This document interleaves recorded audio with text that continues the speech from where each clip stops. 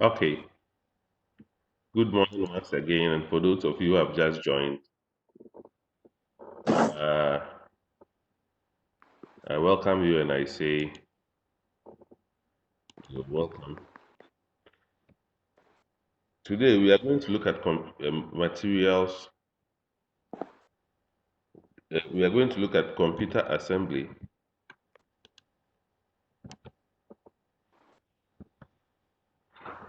We are going to look at how to assemble the computer, how to build a computer, how to explain and verify BIOS and UEFI settings, and then how to upgrade and configure a computer. We want to be very fast because we want to use our data judiciously so that we make the best use.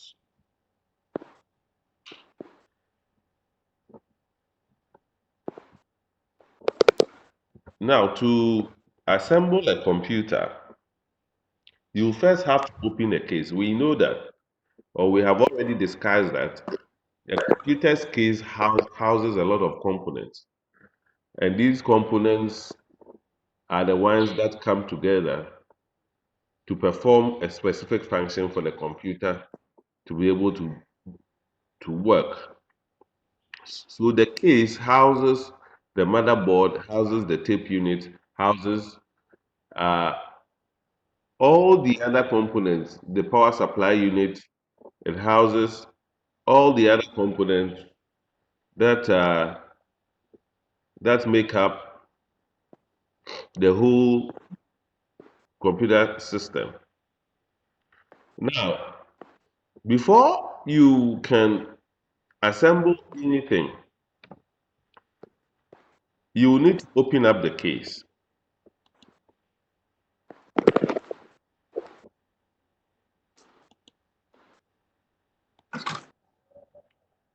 Yes, so you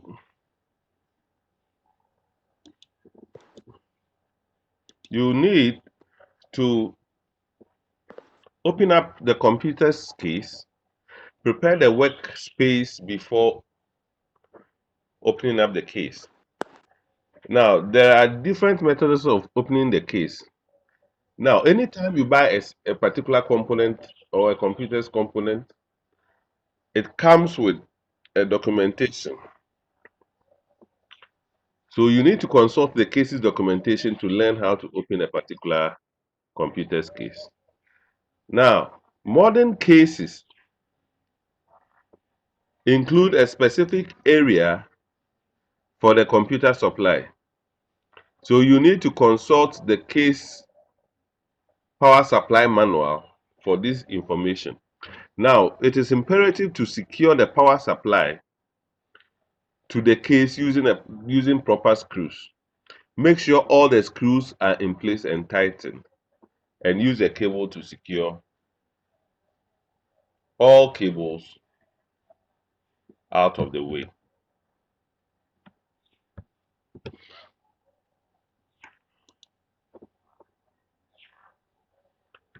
Now, if you have to install a motherboard in a computer's case, you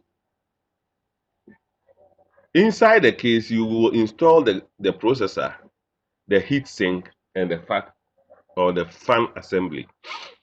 Now, to install the CPU and the heatsink and fan assembly on the motherboard, that is what you install first before the motherboard is placed in the computer's case. Now, in earlier cases, I've told you what electrostatic discharges are.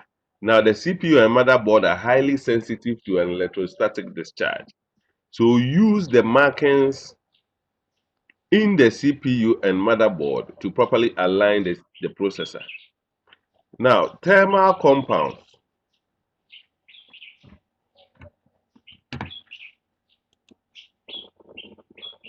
Thermal compounds help dissipating CPU heat and are strongly recommended. What are these thermal compounds? You realize that if you are placing a CPU sink, there's a particular paste that you use to that you use on it. Now, in the chat, I will want everybody to type the use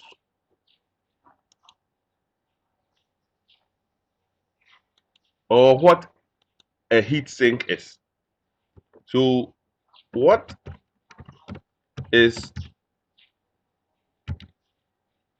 a heat sink?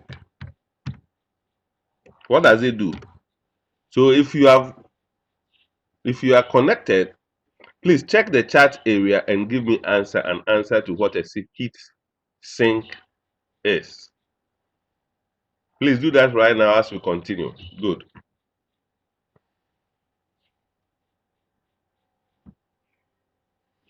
So the CPU motherboard, so you use the markings on the CPU and motherboard to make sure that they are properly aligned. Good. Now the thermal compounds. Now Hans, can you please put off your camera?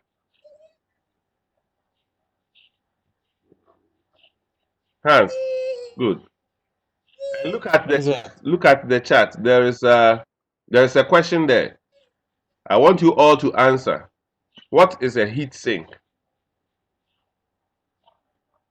Oh, okay, sir.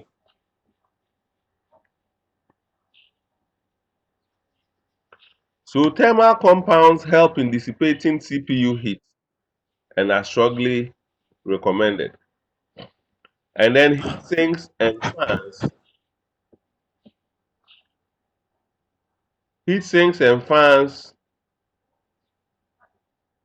should be properly aligned for correct installation.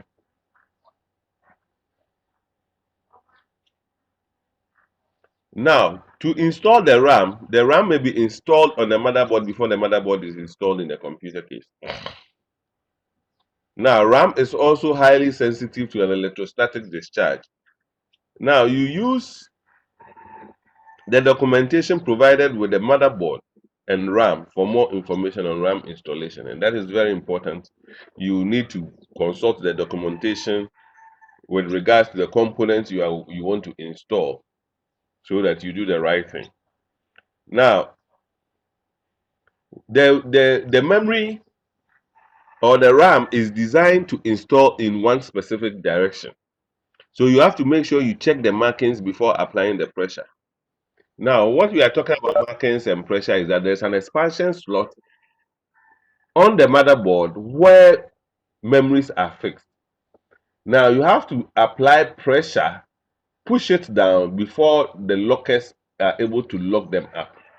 But when you are putting up memories, no matter the number of memories that you are fixing, you will need to install them in one common direction. Apply pressure so that they can fix properly. And then you need to install the motherboard. Now, when the CPU sink, there was the heat sink, fan and RAM are already installed. The motherboard can be installed in the case. Now, let's see. A heatsink is a passive heat exchanger that transfers the heat generated by an electronic and mechanical device to a fluid medium, often air or liquid coolant,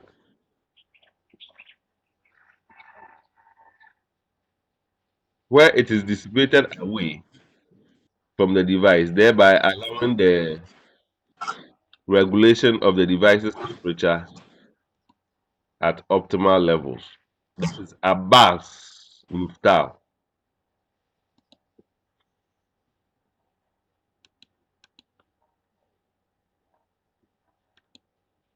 And then Bright.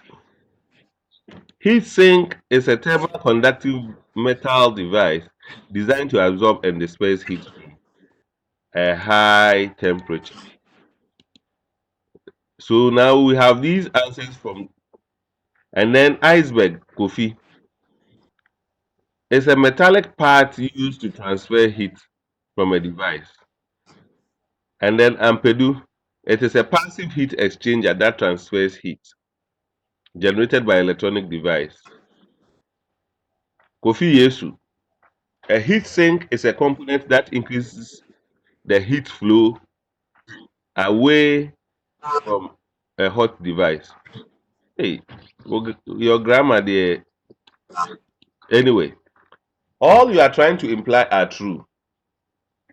Heat sink simply dissipates heat from the system, especially for the processor. And that is very true. And thank you for your answers.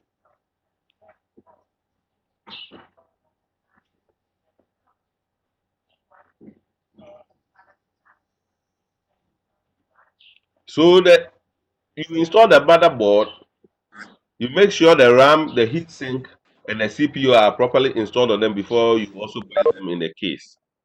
Now, you have to use proper plastic standoffs to securely install the system. What is a plastic standoff?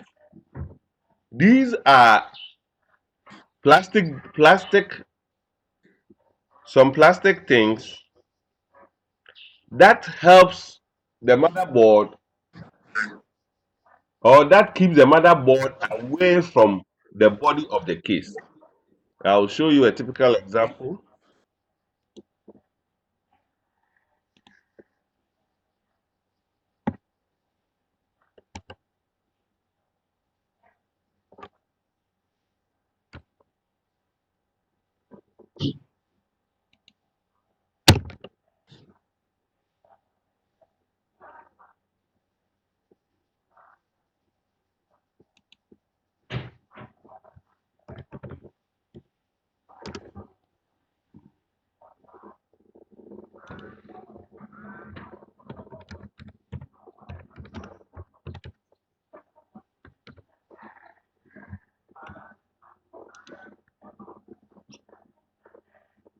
So these are examples of plastic standoffs,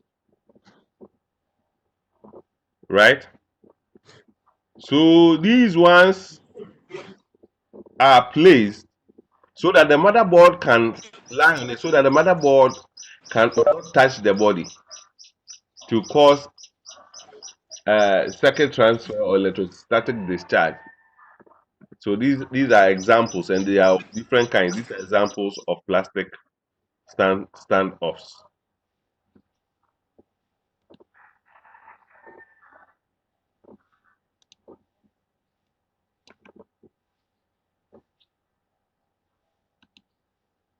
Good.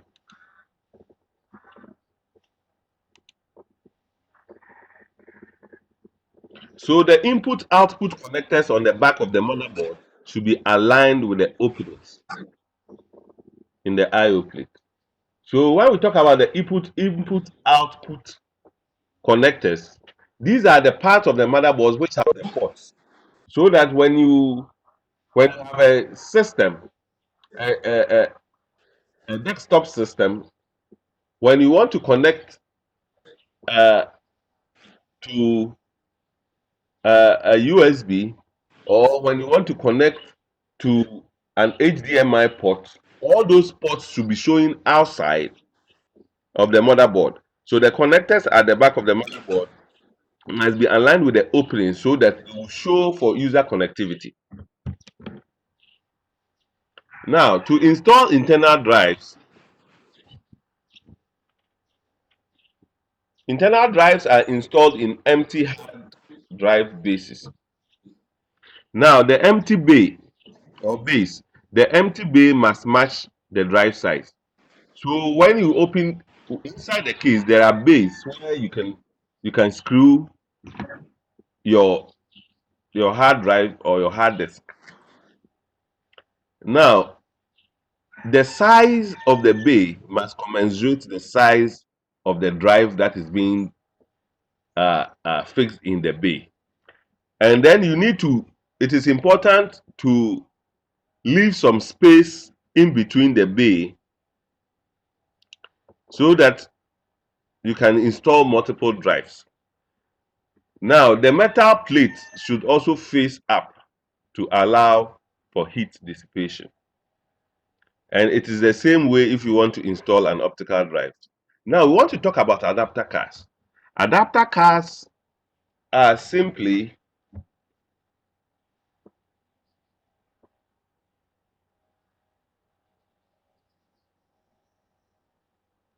adapter cards are simply devices that gives you the user an interface or an interface to another connection. Better still, an adapter card is an expansion card or an expansion board or an accessory card,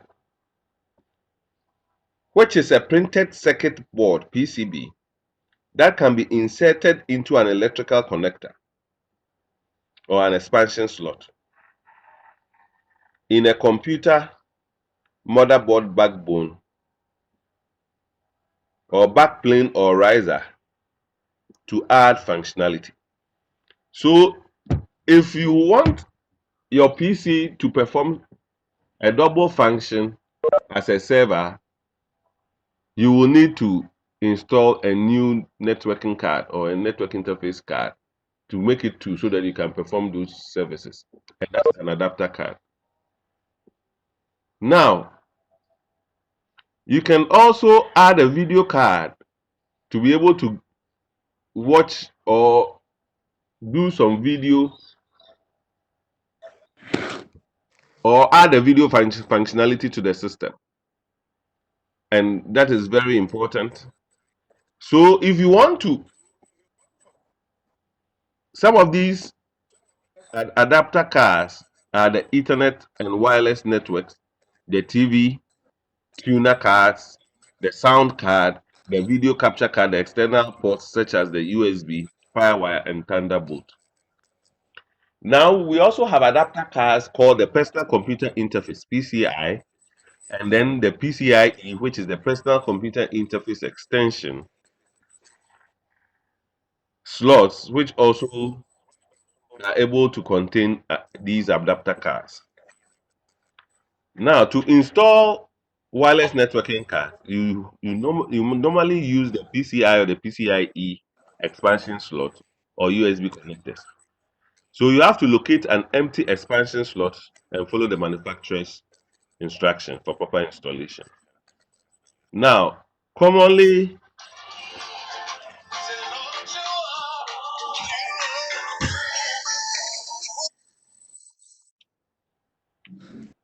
now commonly,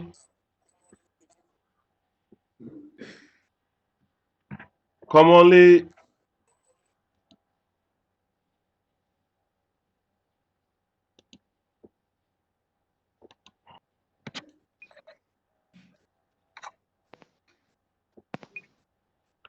yes. So locate an empty expansion slot and follow the manufacturer's instruction for proper installation. Now, install a video card. Now, this one, it commonly uses, okay, so many video cards require an external power supply. So when you see this video card, you see that there's a fan on it and it picks its own power supply to support this video card. So due to their cooling systems, modern video cards take more space inside the case. So be sure to plan for an extra space needed.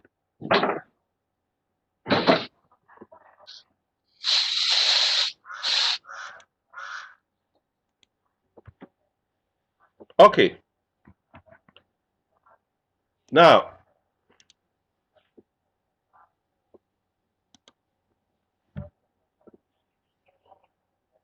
to connect power to the motherboard, motherboards require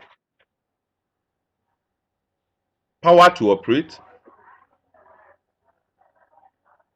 Now they also give power to other adapter cards. And to be able to give proper power to the motherboard and its subsequent relay of power to the adapter cards, you need to refer to the motherboard and power supply documentation to ensure compatibility of power supply to the motherboard and connectors. Now, you have to make sure that you give the required two power connectors for operation to the motherboard. And then the proper connectors must be aligned. Then you press it down against the motherboard. You have to remember that if it is difficult to plug in a cable or other part, something is wrong. Do not use more force. So when you look here, these are the two-way power cords from the power supply. You give one, you can give one to the hard disk drive, and then you give others to other components that need it. And it is the power supply to the motherboard that gives it power for it to be able to operate. To connect power to the internal drive and case fans. So there are certain cables that you use from the power supply unit into the internal fan or into the case fan. Oh, sorry, or into the internal fan. So you have the 4-pin Molex and the 15-pin SATA, which are the common hard drive connectors. So the only thing you have to do is to align proper connectors and gently press them against the other end. Fans also need to use 3-pin or 4-pin power connectors. Now, install power cables. We are still on installing power cables. You connect the internal data cables. The internal and optical drives typically connect to the motherboard through SATA cables. So this is an example of a SATA cable, and they are also keyed in one direction, and they have locking tabs. So as soon as you push it into it, it locks, and then you have to locate the SATA socket on the motherboard, align the connector, and press it gently down. So the front panel cables must also connect to the motherboard. So front panel cables are connected, and then they must be connected to the motherboard. And these front panel cables connect from the motherboard to certain buttons like the power button in front of the system case, the reset button, and then the light emitting diodes and speakers.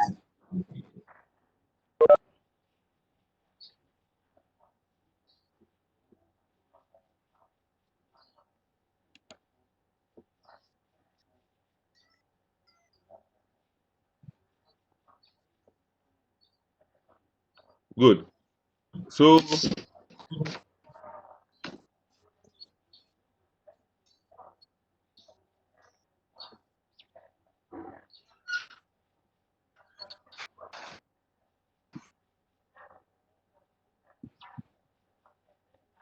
to reassemble the case, you have to double check. You have to double check.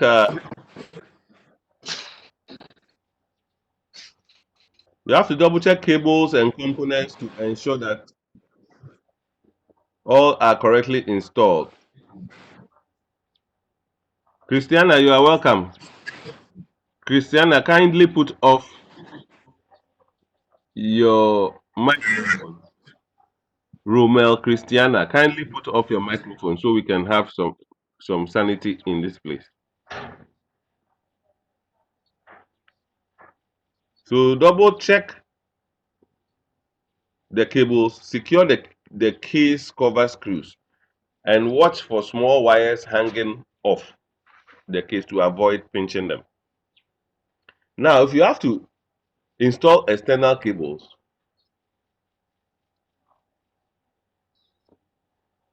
the power cable should be the last cable to be connected. Now, in the chat,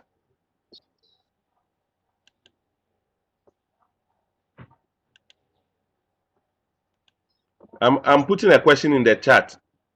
All of you should answer for me.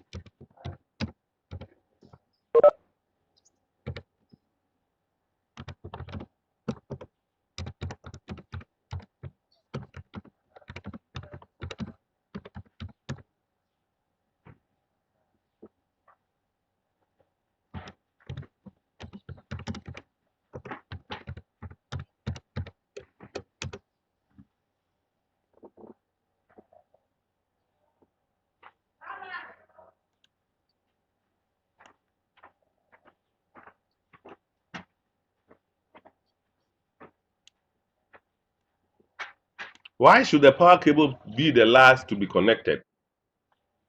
I need inputs from you.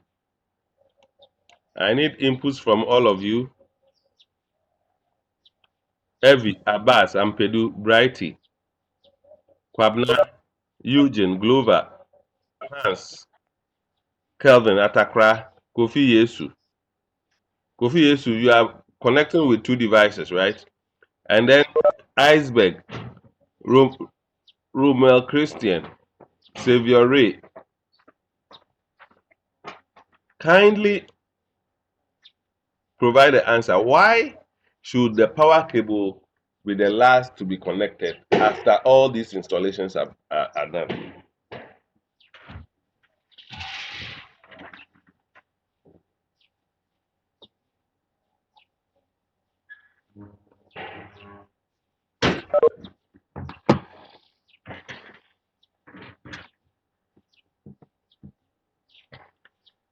Now, external cables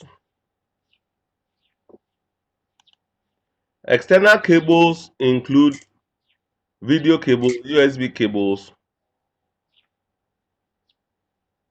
speakers, and microphones. Now, let's go to the booting of the computer. We have something we call the power on self-test. Now, the BIOS, binary input and output system, and then the UEFI. Now, we have something we call the BIOS beep codes and setup.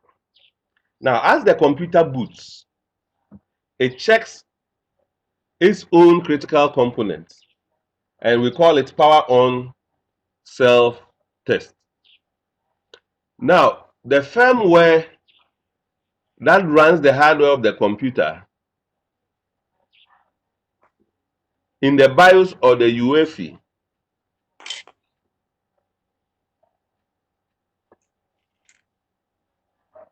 beep codes to indicate any errors. So the firmware is simply a software, and the software that controls specific types of hardware can be found in the BIOS or the UEFI. The UEFI is simply Unified Extensible Firmware Interface. Now, the UEFI is an advancement of the BIOS.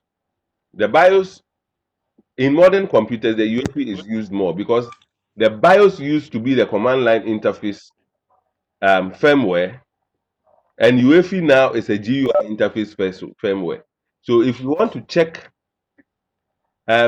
particular uh, um, information about the computer and other things in the BIOS, this time modern computers use the graphical user. So you see that it is more pictorial and it has its own advantages. As we move on, you understand. So critical components include video cards, memory cards, and the input and output devices. These components are in the BIOS. Hans, can you please put off your microphone? Paul Edu, can you please put off your microphone? Thank you. And then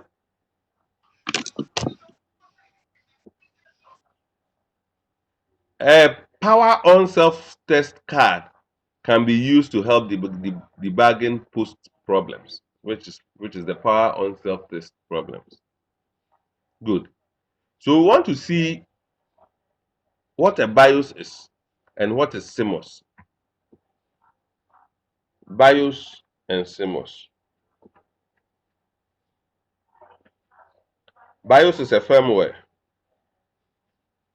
All motherboards all motherboards need a firmware to operate. That is a software. Some aspects of the BIOS can be configured by the user, and BIOS settings are stored in the CMOS to survive reboots. So the CMOS, which is the complementary metal oxide semiconductor, which is a chip, right, contains information of um, certain settings in a BIOS. So the BIOS settings are kept in the CMOS or kept on the CMOS chip. Now, when there is a reboot, the information or the settings that have been stored, right, must also load into memory. So when the BIOS settings are stored in the CMOS, when there's a reboot, it loads into memory. That's why we say that it survives, so that it can survive reboots. Now, the BIOS setup program in the BIOS allows the user to change BIOS settings. And common reasons for these changes are system optimizations and hardware changes. So it can also be accessed,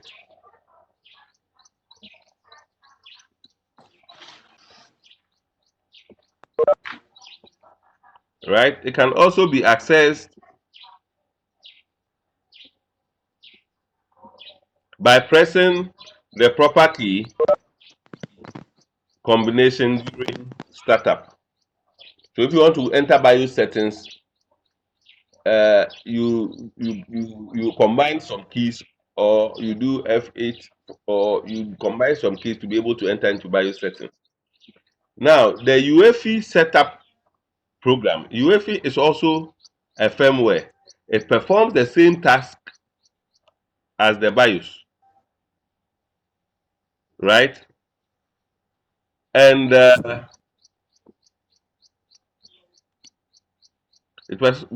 performs the same task as the BIOS and more.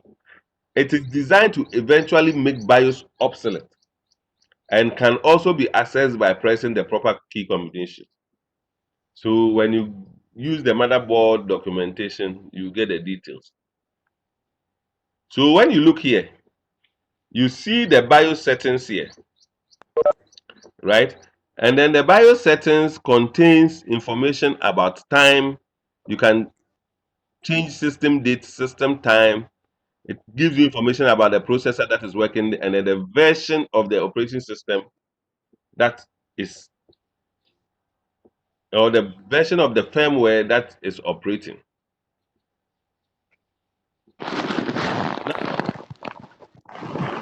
They provide information about the CPU, hard drives, and then optical drives. I'm going to remove some of you from the system. And then the BIOS configurations, it allows you to customize specific aspects of the computer hardware. Now, the BIOS settings typically have direct impact on hardware. Incorrect settings, and which may have adverse effects. Now, main BIOS configuration include the time, the date, disable devices boot order, whether you want it to boot from the hard disk or from a pen drive or for the operating system booting, and then your clock speed and virtualization. All these things are the settings in the BIOS which can affect the computer's operation with respect to specific areas, to, to time, to boot order, to devices, and all that. Now, for BIOS, the BIOS includes features to protect the BIOS settings, data and recovery. So common BIOS features include the BIOS password, and then drive encryption, low jack, trust platform, and model and secure boot. So the BIOS, which is in the CMOS, which is the CMOS is a chip, has some security. So that's why sometimes you say the CMOS password. If you cannot find the CMOS password, you cannot boot the computer system. And then we have also the BIOS hardware diagnostic and monitoring tools. Now, it is useful in monitoring the activity of the motherboard and connected hardware. Common BIOS hardware diagnostic features include temperature. Sometimes, if your heat sink is not working properly or other fans are not working properly, the computer tends to, as it were, increase in temperature. And we know the recommended temperature for a computer's usage. So, if all these components are heating up, you can check the BIOS settings, the temperature, the RAM and airflow. So fan speeds, voltages, clocks, and bus speeds, intrusion detection, and build diagnostics. All of these things can be found in the BIOS. And then UEFI EZ mode. This UEFI is Exactly. Mm. Emmanuel. It's very excellent. Emmanuel Edwia, put Mm. off your microphone and tell whoever you are chatting with to also put it off. Now, newer computers replaced BIOS by UEFI firmware. So what you can see here is the same information you are seeing here, but you see that this one is a GUI, it's a graphical user interface, it's modern. So this one comes with a GUI. The UEFI EZ also provides an overview of basic system information. It's the same. And then the UEFI advanced mode also has certain features, including the AI trigger, the advanced monitoring, and all that.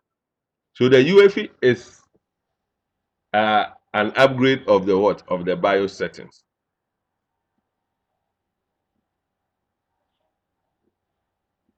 If you have to upgrade a computer, the motherboard upgrades typically lead to other components needing to be upgraded. The new motherboard may also require new cases. Depends on the form factor. So if you have gotten a new motherboard and it has a different form factor, it means that you have to look for its requisite case to fix in, or required case to fix in. The new motherboard may also require a new case. So to upgrade the motherboard, record the front panel wire locations if the case documentation is not available. The power should be connected last. Adapters may be needed. And then to upgrade the BIOS, firmware updates bring fixes and new features. So BIOS and UEFI include tools to facilitate upgrades. So you perform system upgrades from time to time. So modern firmware no longer require ROM chip replacement. And then consult the manufacturer's website and download firmware updates.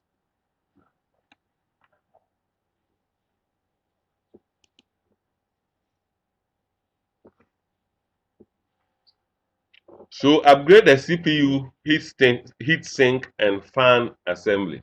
The new CPU will likely require a new heat sink and fan assembly. And therefore, the firmware tools can be used to monitor the temperature, fan, speed, and airflow. Now you have to upgrade the RAM. And when upgrading RAM, be sure to consider the type of RAM currently in use. Are there available RAM slots? RAM model installation scheme. and then the new RAM speed, the latency, how the time it takes for the RAM to operate, and then the type, the voltage. You have to consider it whether all of these match up with the existing RAM before you upgrade. And you upgrade storage devices. So you ensure that the motherboard supports the data transfer standards used by the new drive. Now, a new drive can provide more storage space, increase read-write speed, and space for second operating system. So if you are putting in a new drive, definitely the capacity will be higher, and it can support other operating systems. It can give increased system swap file. It gives you fault tolerance and all that. Now, to upgrade the input and output devices, right? The keyboard and mouse or mice must be upgraded to address ergonomics or disabilities, poor ergonomics, to accommodate a special task. Now, when we talk about ergonomics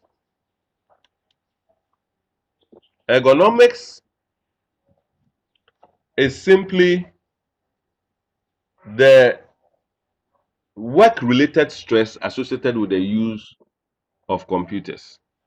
So if you are upgrading anything that has to do with a computer peripheral, computer's usage, it must be ergonomically friendly.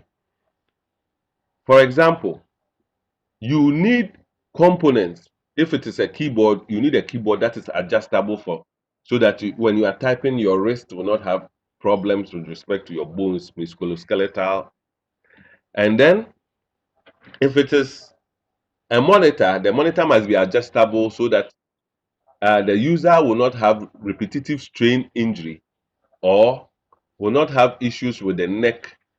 If it has to do with with with with the furniture that these components are on for a particular user, the chair that you are sitting on must be a swivel chair so that you can easily turn, so that you don't have a bad posture for a repetitive strain. And then the monitor you are using, if it is a cathode ray tube, it means that it has a lot of light and will be dissipating a lot of heat that can affect your eye, and therefore you need to make sure that the user will go see an eye optician to make sure that if it's a glasses he needs it. So what we are talking about are all the related stress and their solutions with respect to the usage of uh, computers. And therefore, if you need a keyboard and mouse upgrade, you have to make sure that you address disabilities, poor ergonomics, or to accommodate a special task, so that all these issues can be solved. Now, you have to monitor upgrades, and then the resolution, the more screen area, the better image quality. You have to look at that if you have to upgrade an output. And then you have to have multiple monitors, and then new devices require new drivers. So you have to consult manufacturer's website to download the latest driver version. And signed drivers should be preferred. Okay, so this is chapter 3. If you have any questions, please type the question in the group chat. I'll look at it, answer them, and then we'll move on. I asked you a question: why should a power cable be the last to be connected? Nobody answered. If you are there, type hi.